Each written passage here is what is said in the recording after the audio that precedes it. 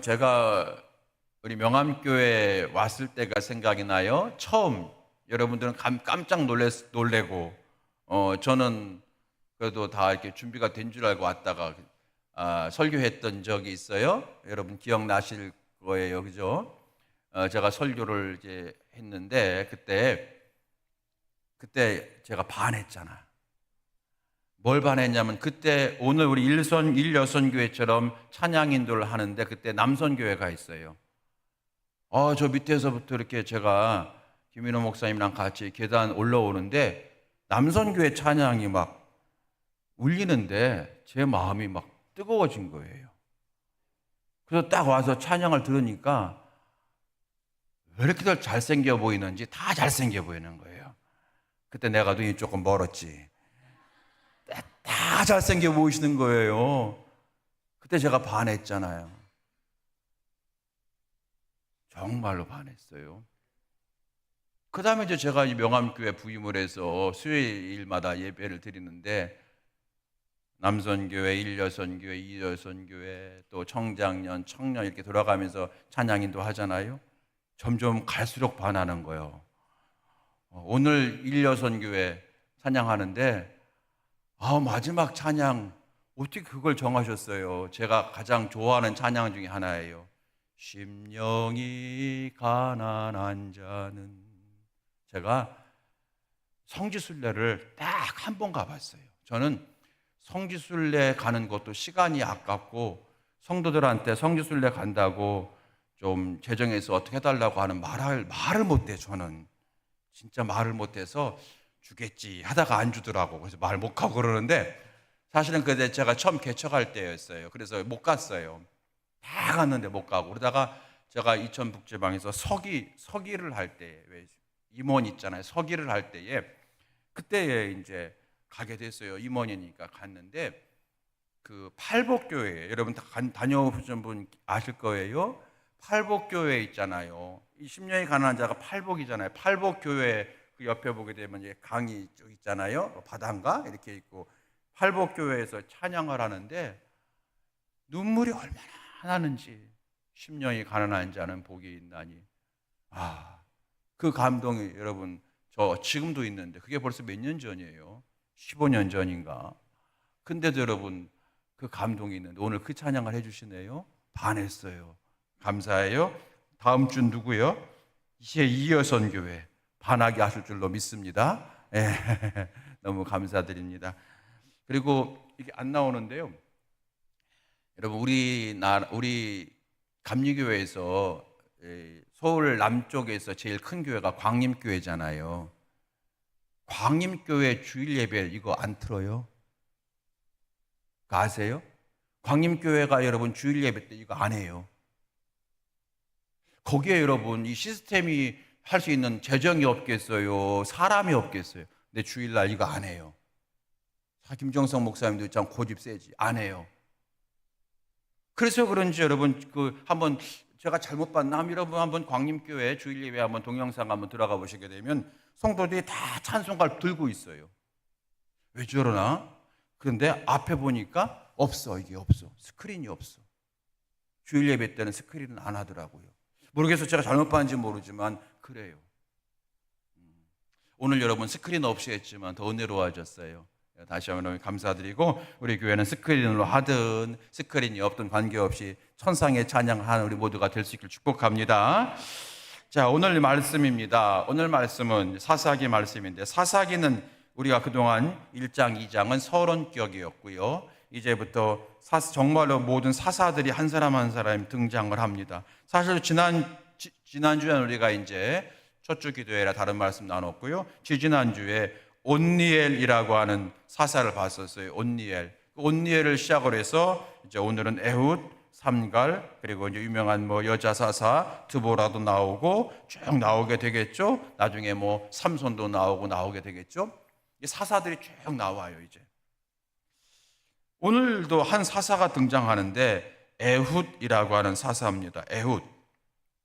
하나님께서 쓰시는 사람이라고 생각하시면 돼요. 사사를. 에훗인데 오늘 말씀은 어떻게 시작하냐면, 이스라엘 자손이 또 여호와의 목전에 악을 행하니라 이렇게 시작을 해요.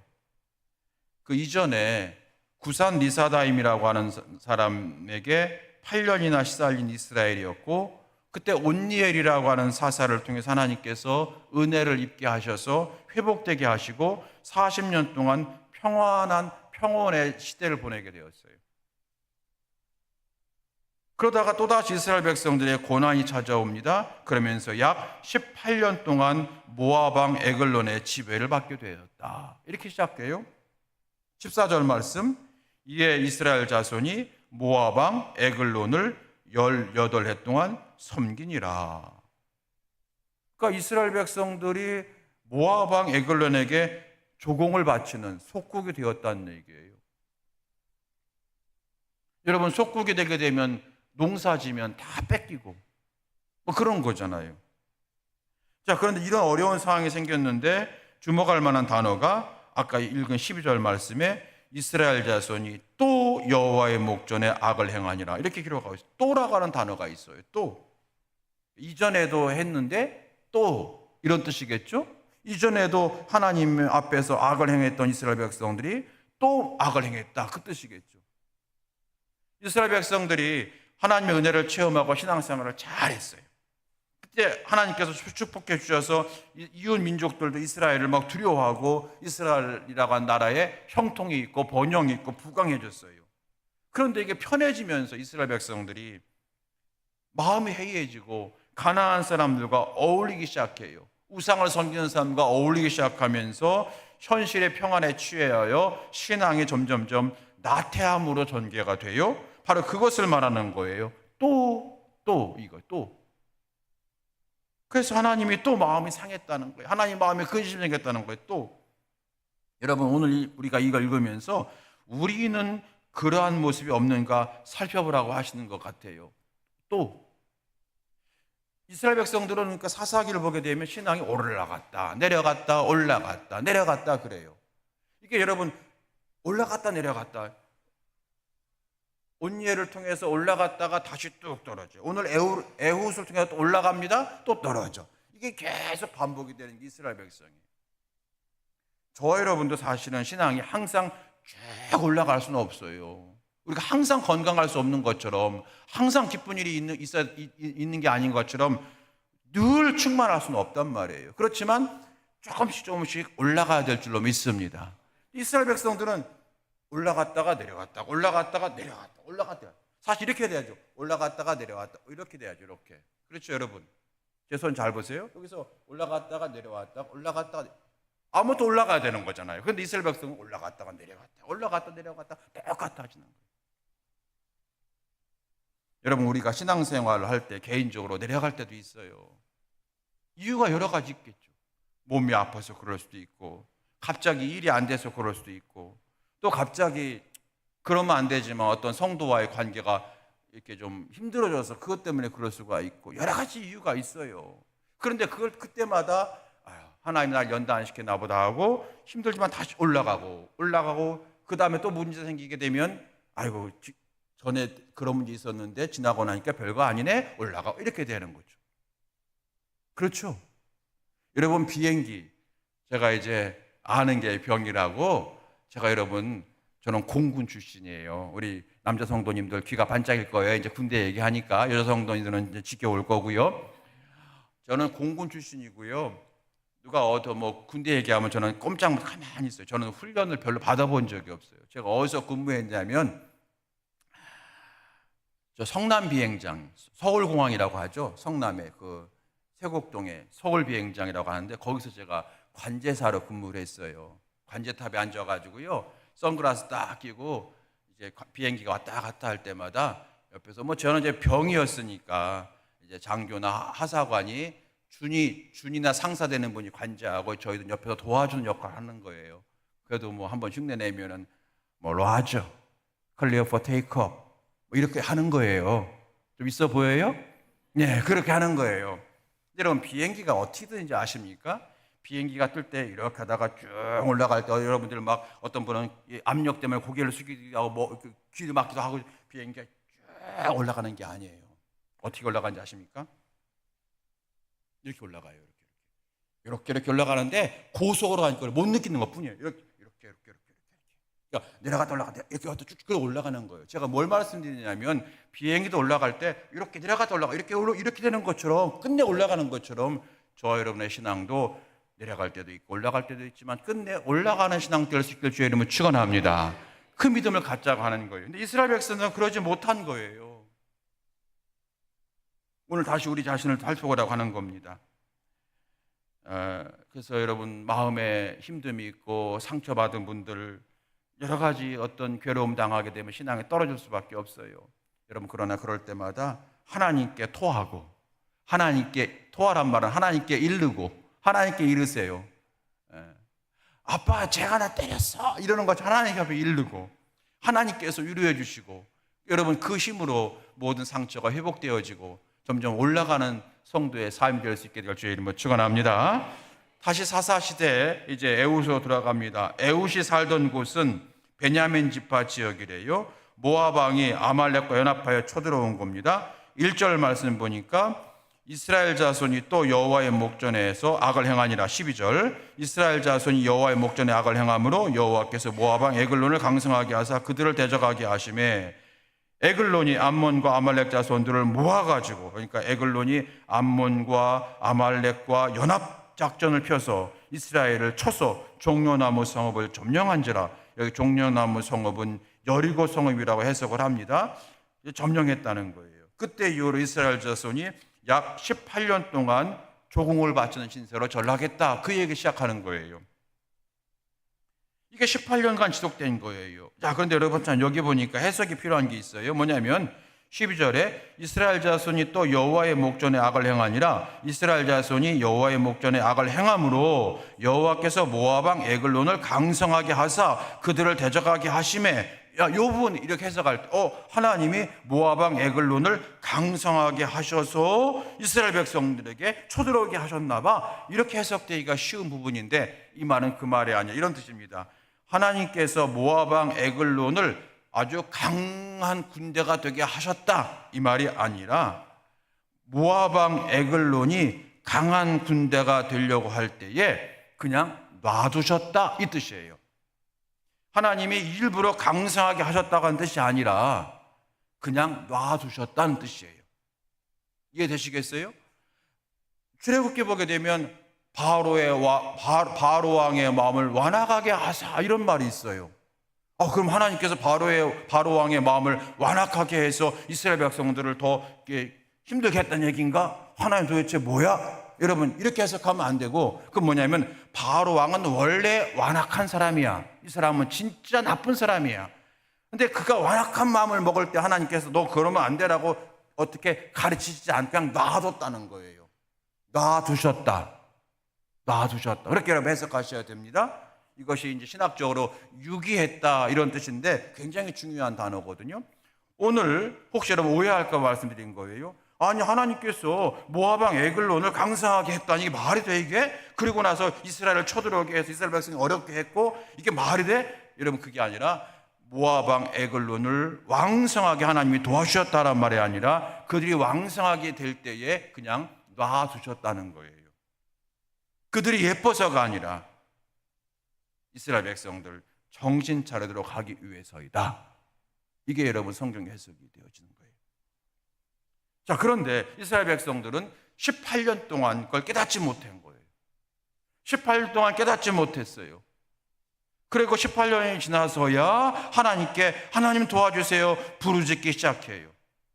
그게 여러분 이제 15절부터 시작되는 거예요. 이스라엘 자손이 여호와께 부르짖음에 18년 동안 18년이 지나서야 단어가 이상하네. 18해가 지나서야 하나님께 부르짖기 시작했대요. 이건 두 가지 의미예요. 첫 번째 뭐냐면 18해 동안 깨닫지 못했다 이 뜻이고요. 또 한 가지는 뭐냐면 18해 동안 세상적 방법으로 해결하려고 했다는 뜻이에요. 이 두 번째도 중요하다는 거예요.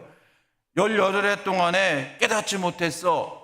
이것도 있고 두 번째는 18해 동안 이 사람들이 노력 왜 안 했겠어요? 이 어려운 난국에서 우리가 극복하자. 저 모압 왕 에글론을 우리가 이기자 왜 안 했겠어 이 사람들이. 그런데 그 18해 동안 이 사람들이 세상적 방법으로 해결하려고 했었다는 뜻이에요. 이스라엘 백성들이 이 난국을 이제부터 해결하기 시작하는 거예요. 그러므로 이제 이들이 부르짖음으로 그랬거든요. 15절에 이스라엘 자손 여호와께 부르짖음에. 자, 여러분 첫 번째입니다. 이스라엘 백성들이 이 난국을 해결한 것은 첫 번째 부르짖는 기도가 있었기 때문이다. 할렐루야. 부르짖는 기도예요. 부르짖는 기도. 물론 우리가 쭉 부르짖고 진심으로 기도하지 않으면 그건 부르짖으나 마나 소용이 없지만 대부분 우리가 간절히 기도할 때는 쭉 부르거든요. 그죠? 하나님은 우리에게 간절한 기도를 원하시기 때문에 이 사람들이 부르짖었을 때 하나님 역사하기 시작했다는 거예요. 그런데 말씀드린 대로 하나님이 우리의 부르짖음의 기도를 기다리시고 그 기도를 통해서 역사하시는데, 부르짖었다고 하는 것은 소리만 크게 질렀다 그 뜻이 아니라, 하나님, 그동안 우리가 하나님 방법이 아닌 세상적 방법으로만 이 문제 해결하려고 했었음을 회개합니다, 이 기도를 시작한 거예요. 하나님의 방법이 아닌 세상적 방법으로 그걸 회개하는 거예요. 그러므로 하나님께서 그 부르짖음의 기도를 받으신 거예요. 저와 여러분도 부르짖어 기도할 때마다 하나님이 내 기도를 간절히 내가 하는 기도를 들으시겠다 믿음을 가지고 기도하시고, 그리고 하나님이 아닌 다른 세상적 방법으로 내가 뭔가 해결해 보려고 했고 잘 살아보려고 했고 했던 것이 있다면 여러분 회개하고 이제는 하나님만 간절히 의지하겠습니다라고 하는 마음으로 진정 부르짖는 기도가 우리 가운데 회복되어지기를 주의 이름으로 축원합니다. 자, 이스라엘 백성들이 회복하는 것 첫 번째 어떤 거였어요? 부르짖는 기도가 있었다는 거예요. 하나님이 어떻게 그 기도를 통해서 역사하셨느냐면 다시 15절 말씀 보니까요, 이스라엘 자손이 여호와께 부르짖음에 여호와께서 그들을 위하여 한 구원자를 세우셨으니 그는 베냐민 사람 게라의 아들 왼손잡이 에웃이라, 이렇게 시작하고 있어요. 한 사람을 세우셨대요. 한 사람을 세우셨다. 하나님은 사람을 세우셔서 역사하시는 분이시구나 하는 거예요. 하나님은 사람을 세우시는 분이시다 하는 거예요. 그런데 여러분, 기가 막힌 건 하나님은요, 세상적으로 똑똑하다고 하는 사람을 세운 적이 별로 없어요. 또 똑똑해도 똑똑한 사람을 안 쓴다는 얘기 아니라 똑똑해도 하나님 앞에 순종하는 사람을 쓰시더라는 거예요. 여러분, 오늘 사람을 세우신다. 그럼 우리 가운데 하나님의 사람으로 우리를 이끌어갈 수 있는 누구인가? 여러분, 찾을 필요가 없는 거예요. 그건 하나님의 손에 달려 있는데, 첫 번째, 하나님은 우리의 기도를 기다리신다. 두 번째, 하나님은 사람을 통해 역사하신다. 이 패턴을 여러분 꼭 기억하시기 바랍니다. 사람을 통해 역사하신다. 하나님은 우리의 기도를 기다리신다. 첫 번째. 두 번째, 사람을 통해 역사하신다. 그럼 세 번째 뭐로 가면 될까요? 하나님, 그 사람 누굽니까? 찾는 자가 되는 것이 아니라, 하나님, 부족한 내가 그 사람 되기 원합니다. 할렐루야. 이 패턴으로 가기 하나님 원하시는 거예요. 오늘 여러분들 에웃이라고 하는 사람이 우리가 볼 때는 별 크게 대단한 사람이 아니기 때문에 그런 겁니다. 오늘 하나님이 세우신 사사 에웃입니다. 이 사람은 매우 의외의 인물이에요. 왼손잡이기 때문에 그런 거예요. 자, 여러분, 이 사람 보니까 게라의 아들 왼손잡이라. 왼손잡이가 여러분 좋고 나쁘다고 한 얘기가 아니에요. 원문을 보게 되면 이 사람이 왼손잡이일 수밖에 없는 이유가 있어요. 오른손에 장애를 가진 사람이었더라. 이것이 정확한 해석이에요. 오른손에 장애를 가졌기 때문에 오른손을 쓸 수가 없으니까 왼손으로 하는 거예요. 그러니까 이런 말씀을 그대로 해석해가지고 혹시 여러분 집에서 왼손으로 밥 먹는 손자 있으면, 야, 왜 왼손으로 해? 오른손으로 해? 이렇게 한다든지, 반대로, 야, 하나님 왼손잡이 쓰셨다니까 오늘부터 왼손 연습해, 이렇게. 그게 아니라는 거죠. 요즘에 여러분 운동선수들은 왼손잡이가 훨씬 유리하대요. 그죠? 그러니까 오른손잡이냐 왼손잡이냐 이것은 아무 문제가 안 되는 거예요. 저희 어릴 때 그냥 저희 부모님들은 똑같이 오른손으로 먹고 오른손으로 글 써야만 사람들한테 놀림 안 당할까 봐 혹시 왼손으로 밥 먹거나 왼손으로 글 쓰는 자녀를 보게 되면 자꾸 고치려고 했죠. 그건 부모의 마음이에요. 왜냐하면 놀림 안 당하게 하려고 그랬던 것 같아요, 제가 볼 때. 그런데 시대가 바뀌어서 도리어 뭐 자기 개성대로 살게끔 하는 거죠, 여러분. 아무 문제가 없습니다. 스포츠 선수들은 왼손잡이들이 훨씬 더 잘 되더라고요. 자, 오늘 에훗이 왼손잡이라고 하는 것이 의외라 이거 뜻이 아니라 이 사람은 오른손에 장애를 가진 사람이었다. 그러므로 다시 말하면 한 팔밖에 못 쓴 사람이었다. 그 하나님이 그런 사람을 쓰셨다는 거예요. 즉 이 사람은 아예 한 손만 사용할 수밖에 없는 장애인으로 보는 것이 타당한데 결국 이 사람은 군사적으로 강한 인물이 아니었다. 이것이 결론이겠죠. 군사적으로 강한 인물이 아니었다. 그런데 하나님이 이 에훗을 통해서 모압 왕 에글론을 암살하게 하신 거예요. 그 암살했던 내용이, 왕을 암살했던 내용이 16절부터 25절까지 쫙 기록되어 있는 거예요. 저는 이 부분은 별로 중요하다고 보지 않아요. 왜냐하면 읽다 보게 되면 모압 왕 에글론이 바보 같아. 아니 어떻게 에훗이 왔을 때 그 말을 그대로 믿고 또 에훗이 암살하게끔 모압 왕 에글론이 아주 그냥 우리 흔히 하는 말로 그냥 주변 정리도 안 하고 그냥 나태하게 가만히 있다가 죽은 거예요. 이게 뭐냐면요, 에글론이 매우 비둔한 자, 뚱뚱한 자였다고 하지만 그 한나라 왕인데 이럴 리가 없는데 이상하게 결론적으로 보게 되면 이날만큼 에글론이 바보처럼 행동한 거예요. 하나님이 하신 줄로 믿습니다. 제가 왜 이 말씀을 자세히 읽을 필요가 없다고 하냐면은 하나님이 그렇게 하셨기 때문에 그런 거예요. 그날따라 이 모압 왕 에글론의 마음을 나태하게 만들고 그리고 이 에훗이 자기의 계획대로 성공하게끔 만들어 놓은 거, 하나님이 역사하신 거예요. 하나님은 사람을 통해 역사하시고 환경을 만들어 가신 분인 줄로 믿습니다. 기가 막힌 하나님의 역사가 있다는 거예요.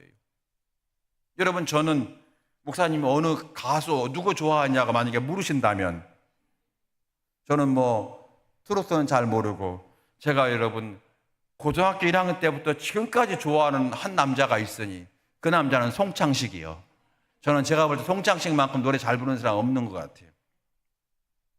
물론 저희 어머니는 조영남이 제일 잘 부른다고 하지만, 돌아가신 어머니, 그것은 지연에 쌓여있는 같은 교회 삽교감리교 출신이기 때문에 그런 거고, 조영남 씨가 일사후퇴 때 피난 내려와 삽다리 그 교회에 다녔어요. 다 피난, 그때 삽교감리교회, 충청도 예산군 예산하고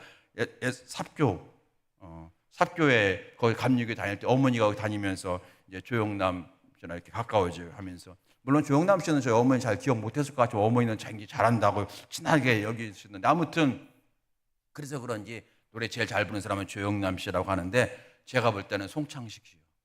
저는 고등학교 때 여러분 그 송창식 노래를 좋아해가지고 그때 여러분 카세트 테이프에다가 그 시내 나가서 제가 리스트 이 노래 녹음해 주세요. 이 노래 녹음해 노래 녹음 한 10곡 정도 주면 거기서 이 사람들이 그걸 다 사실은 불법이죠. 다 녹음해서 이만한 카세트 테이프에다가 주면 제가 그걸 가지고 와서, 제가 대전에서 고등학교에 다녔는데 대전에 홍명상가라는 데 가게 되면 지금 없어졌을 거예요. 그거 다 해줬어요. 그때 제가 노래 진짜 좋아했어요. 우리는 빛이 없는 어둠 속에서도 말할 수 있는, 그리고 노래 부르라 그러면 사람 애들 잘 모르는 노래, 송창식의 무슨 뭐 사랑이여라든지 뭐 새는 이런 거 부르면 애들이 그런 데도 있어, 수준 있어. 하여튼 저는 은혜가 안 되시나 봐요. 여러분 지금 딴 생각하고 있죠. 딴 생각. 내가 좋아하는 가수는 임영웅인데 딴 생각하고 있죠, 여러분 지금. 제가 왜 이 말씀 해드리냐면, 송창식 씨가 가수로 뜨게 된 이유가 딱 한 가지예요. 그날은 홍익대학교 잔디밭이었어. 거기서 혼자 그냥 돈도 없으니까 대학생도 아니지만 맨날 거기서 기타 치고 노래를 부르는 거예요. 근데 늘 거기 있으니까 사람들이 교수님조차도 쟤는 홍대생인 줄 알았대. 근데 전혀 아니거든요. 근데 홍대생이었던 그때 이상벽이라고 하는 그런 그 사회자로 유명해진 사람이, 너 노래 잘하니까 야 너 오늘 우리 그 카페에서 세시봉이라는 카페에서 노래를 하는데 한 가수가 펑크를 냈는데 너 와서 그냥 1시간만 팝송 한 곡만 좀 불러줄래? 돈 줄 거야? 그럼 밥 먹여주지. 그래? 가자. 그날이 가서 한 곡 노래 불렀는데 그 다음날 그날 그랬다는 거예요. 사장이 내일부터 계속 올 수 없겠니. 그래서 거기서 가수가 된 거고 가수왕이 된 거고 오늘 형창시 된 거예요. 제가 말씀드리는 뭐냐면, 물론 우리가 믿음의 어떤 건 아니지만 그날 그 사건 하나예요. 그때 거기 잔디밭에 안 앉았으면 어떡할 뻔했어. 그날따라, 그죠? 그날 이상벽 씨가 얘기했을 때에 나 싫어 이랬으면 어떡할 뻔했어요. 제가 드리고 싶은 말씀, 하나님의 역사는 다양하다. 하나님이 어떻게 역사할지 모르는 거예요. 이 성경 말씀은 하나님의 다양한 역사가 1000가지 만가지 중에 한 가지일 뿐이기 때문에 우리가 여기에 문자적으로 집중할 필요는 없다. 핵심만 붙잡으면 된다. 뭐냐? 하나님은 회복케 하시는데 패턴이 있다. 부르짖는 기도할 때 역사하신다. 그리고 하나님은 회개할 때 역사하신다. 하나님은 사람을 통해 역사하신다. 이 패턴을 가지고 있을 때 마지막 하나님 원하시는 게 뭐냐면, 하나님 그러면 그 사람이 누구입니까? 우리 가정을 살릴 그 사람은 누구입니까? 우리 교회를 살릴 그 사람은 누구입니까? 이것이 아니라, 하나님 나같이 어리석고 정말로 에웃처럼 장애를 가진 사람이지만 나도 하나님 볼 때 형편없는 그런 아무것도 가진 사람 없는 사람이지만 하나님 제가 거기에 쓰임받고 싶습니다. 결단하고 사모하고 하나님의 부르짖을 때 하나님 우리를 통해 역사하실 줄로 믿습니다. 그게 사사기의 일관된 가르침이에요. 계속 반복될 거예요, 여러분. 또 반복될 거예요. 왜 자꾸 반복할까요? 그렇게 반복해도 이스라엘 백성들이 못 알아들으니까 하나님이 계속 반복하는 거예요. 저와 여러분은 알아듣는 은혜가 있기를 주의 이름으로 축원합니다. 그걸 말씀하신 하나님께서 말씀하시는 거예요. 하나님께서 에웃을 통해서 모압 왕 에글론을 이제 암살했어요. 그런다면 어떤 일이 벌어졌느냐? 여러분 26절 말씀 보십시오. 26절 말씀 27절까지 함께 읽어봐요. 26, 27 시작. 그들이 기다리는 동안에 에웃이 피하여 돌 뜨는 곳을 지나 스이라로 도망하니라. 그가 이르러 에브라임 산지에서 나팔을 불매 이스라엘 자손이 산지에서 그를 따라 내려오니 에웃이 앞서가며 아멘. 거기까지요. 여러분 이 장면 생각해 보세요. 무려 여러분 18해 동안 이스라엘 백성들이 숨죽여 있었어요. 꼼짝 못하고 있었어요. 무서워 벌벌 떨었어. 에글론의 애자만 들어도 벌벌 떨었어요.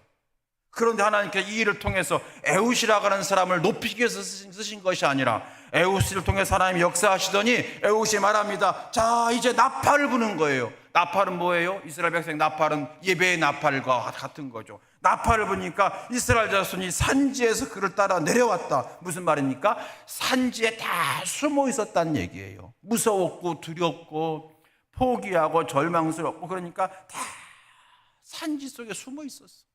이 사람들이 왜 산지에서 나와요? 여러분 밭에서 나와야 되고 집에서 나와야지. 다 집 버리고 다 산지에 숨어 있었다는 거예요. 거기서 나오기 시작하는 거예요. 1명이 나옵니다. 2명이 나옵니다. 10명이 나옵니다. 100명이 나옵니다. 나옵니다. 왕 나오기 시작하는 거예요. 뭐예요, 여러분? 이게 이스라엘 백성이 하나가 되는 거예요. 하나님이 에웃을 사용하신 목적이 여기에 있는 거예요. 에웃 한 사람을 세우기 위함이 아니라 에웃을 통해서 모든 사람들의 마음속에 하나님의 영으로 충만케 하시기 위해서 쓰신 거예요. 이 장면이 여러분 읽을 때마다 저는 가슴이 뜨거운 거예요. 하나님의 군대 마하나임, 하나님의 군대로 일어나게 하여 주시옵소서. 개별적으로 한 사람 한 사람은 다 하나님 보실 때 세상적으로 볼 때도 보잘것없는 사람일 수도 있어요. 근데 하나님의 영으로 충만해지니까 이 사람들이 마침내 주저앉던 자리에서 일어난 거예요. 소극적 자리에서 일어난 거예요. 하나님이 역사하신다, 하나님이 이끌으신다 라고 하는 믿음을 가지고 일어나게 되는 거죠. 오늘 이걸 우리에게 보라고 말씀하시는 거예요. 결론 맺습니다. 18해 동안 눌려 있으면서도 불구하고 기도하지 않던 사람들, 다시 말하면 세상적 방법으로 살려고 했던 사람들을 하나님 우리에게 보게 하시고, 그리고 부르짖는 기도를 우리에게 보게 하시고, 그리고 사람을 통해 일하신다고 하는 사람을 깨닫게 하시고, 우리에게 하나님의 사람을 사용하실 때는 능력 있는 사람, 똑똑한 사람, 가진 사람이 아니라 하나님의 영으로 사로잡힌 사람, 부르짖는 기도하는 사람, 어떻게 하든지 하나님 앞에 쓰임받고 싶은 사람, 적극적으로 반응하는 사람을 통해 역사하셨다. 이것을 우리에게 보게 하시는 말씀이 오늘의 말씀인 줄로 믿습니다. 사랑하는 성도 여러분, 하나님은 지금 우리가 깨어나기를 원하시는 줄로 믿습니다. 내가 나를 보게 되면 못 깨어나요. 왜냐하면 내가 가진 게 없죠. 그리고 한 해 한 해가 건강이 다르잖아요. 그런데 하나님은요, 내가 건강하다고 쓰시는 게 아니라, 내가 돈이 많다고 쓰시는 게 아니라, 부족한 가운데서도 하나님의 영으로 사로잡히기 원하는 사람을 쓰시는 줄로 믿으시기 바랍니다. 오늘 그 믿음을 가지고 일어설 수 있기를 주의 이름으로 축원합니다. 여러분, 제가 30년 목회하다 보니까요, 교회는 그렇게 됩니다. 돈 많은 사람 헌금 많이 할 것 같죠? 아니에요. 건강한 사람 봉사할 것 같죠? 아니에요. 정말로 저 사람이 어떻게 해? 하는 사람을 통해 하나님이 역사하시더라고요. 많이 깨닫게 되는 거예요. 역시 하나님의 일하심은 독특하시구나.